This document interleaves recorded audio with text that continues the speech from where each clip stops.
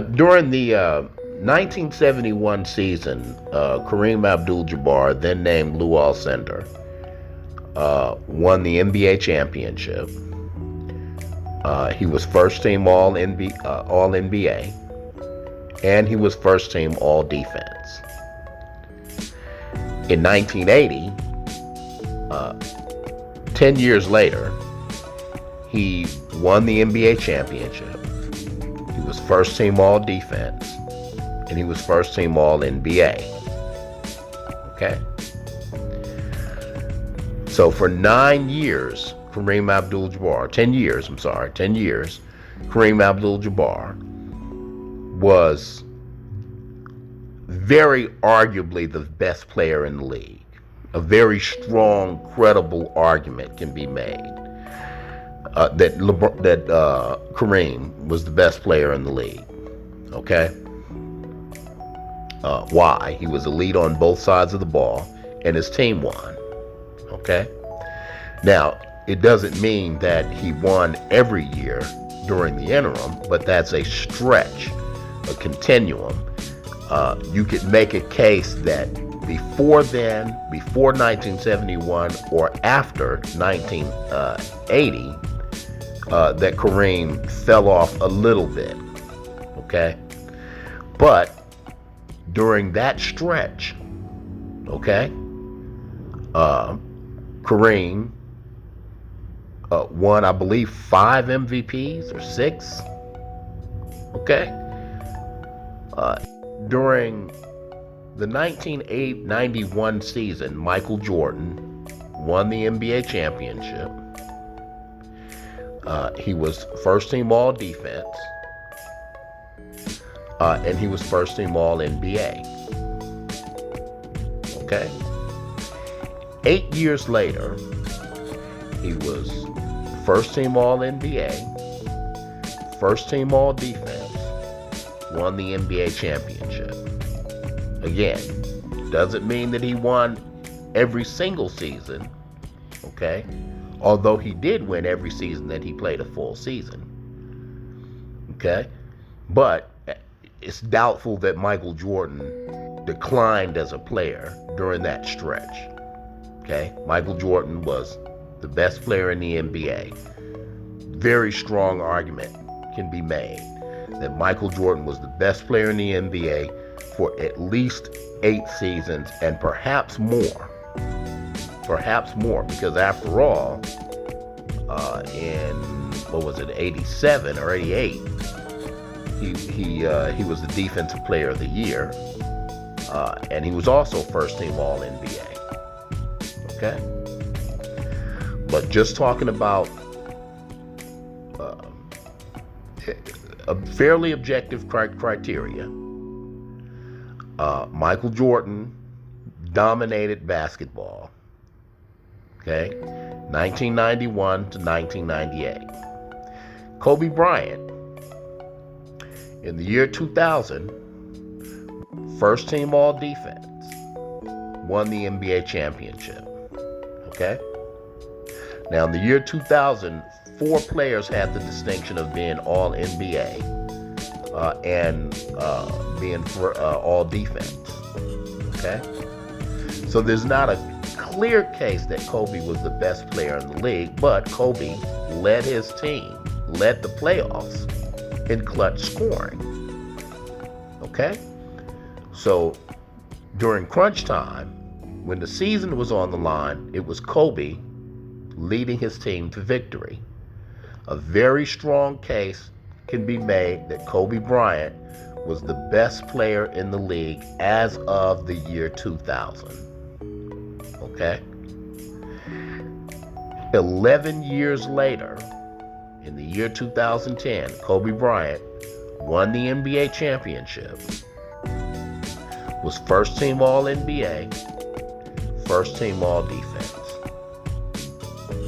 Okay? As we know, defeating the 2010 Celtics. Why do I say this? Well, the latest effort on the part of LeBron fans to redefine the GOAT criteria is to say that LeBron has been the player in NBA history that has had the longest longevity. In other words, they say no player in NBA history has been, quote, this good for this long, as Shannon Sharpe says. And I took a look at it. Okay. Now, I just want to say this as an aside. I really wish Kobe had known that the GOAT criteria, that Pantheon great players are not evaluated by championships. He wouldn't have pushed himself so hard. He would have made sure he was on a team where he got all the great stats, and he would have made winning secondary. But with that said, longevity is not an argument. It's not an argument. I get it, okay? It certainly is true. LeBron James had last year the best year 20 season in NBA history, and he had the best year 19 season in NBA history, and then the best year 18 season. LeBron definitely has the longevity argument. Okay? There are two reasons why this isn't an argument. Number one, there is a 40-some-odd-year-old quarterback in the NFL that just retired, playing at the top of his game. Okay? It is common sense that with modern technology, LeBron has played his entire career during the internet age, the smartphone age. With modern technology, players are going to be able to play longer. Okay? With advancements in technology and nutrition, players just simply know how to stick around longer. Okay?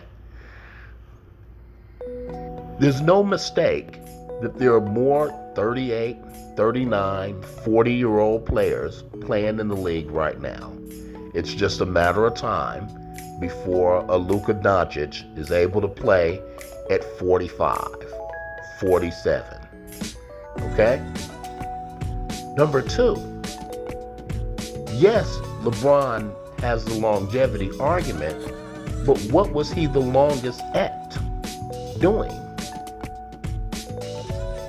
What was he the longest at doing?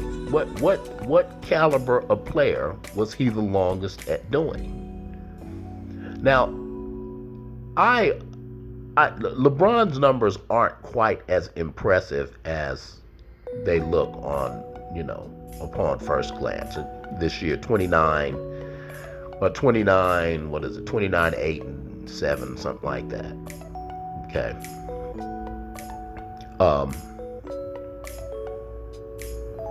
Obviously, this is an inflated offensive era. Okay. So historically, you can almost knock that down a bit. There's almost like 20% more offense going on now than there was in Kobe's era. Okay. Number two, LeBron James finished 159th in minutes played this year. All right.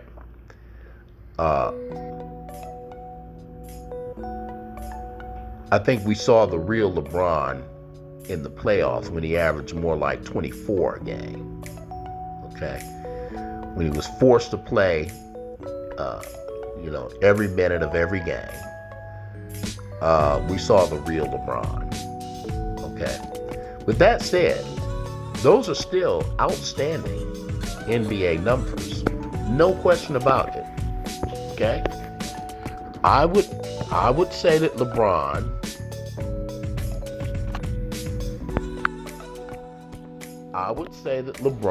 is still a top 20 NBA player. Okay? Not 100% sure he should have been on the All NBA team, but I don't have a serious problem with it.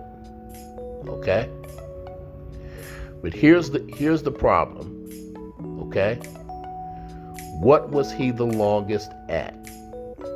Let's say I agree that LeBron James is still playing at an All NBA level. And let's say that I agree that he has been playing at an All NBA level for 19 seasons. The question becomes, would you rather have a player that's been playing at an All NBA level for 19 seasons, or a player that has been arguably the best player in the league for 8, 10, or 11 seasons? Because LeBron has not. Okay? LeBron James can only be credited, or can only be said to have been the best player in the NBA for about 5 seasons. Best. Okay? In the year 2012, LeBron James won the NBA championship, was first team All NBA, first team All Defense. Okay? 5 years later, and I'm giving him credit for still being an elite defender, even though he wasn't on the All Defense team. I'm still giving him credit. 5 years later, 2016, he won the NBA championship. Okay? He was first team All NBA, and I'm giving him credit for still being an all NBA defender. Okay? If we look at that 5-year period, LeBron James won 3 out of the 5 titles with 2 different franchises. Since then, he's won 1 out of 7. Before then, he didn't win any. Okay? LeBron James cannot be said to have been the best player in the NBA before 2012. The reason is because the year before, he completely choked in the playoffs. Okay?